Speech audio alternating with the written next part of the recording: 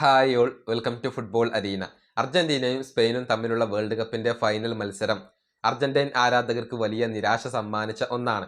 കാരണം ആ മത്സരത്തിൽ പ്രത്യേകിച്ചൊന്നും ചെയ്യാൻ അർജന്റീനക്ക് സാധിച്ചിരുന്നില്ല, തോൽവി വഴങ്ങുകയും ചെയ്തു.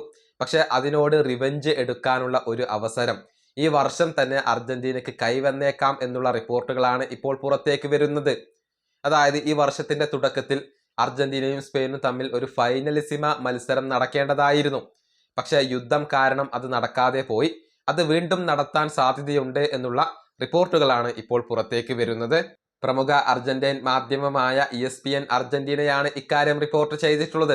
അതായത് ആ മത്സരത്തിന്റെ ഉടമസ്ഥാവകാശം അഥവാ റൈറ്റ്സ് ഇപ്പോഴും ഖത്തറിനുണ്ട്.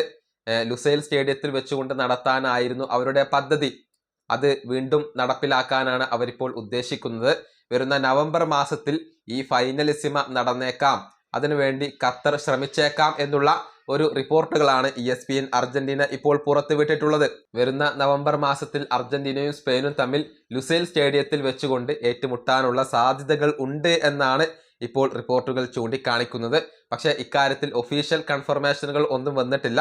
ESPN അർജന്റീനയുടെ ഒരു റിപ്പോർട്ട് മാത്രമാണ് ഇത്. ഏതായാലും ഫൈനലിസിമ നടക്കുമോ എന്നുള്ളതൊക്കെ കാത്തിരുന്നു കാണേണ്ട കാര്യമാണ്. അത് നടന്നു കഴിഞ്ഞാൽ കൂടുതൽ ആവേശം നൽകുന്ന ഒന്നായിരിക്കും.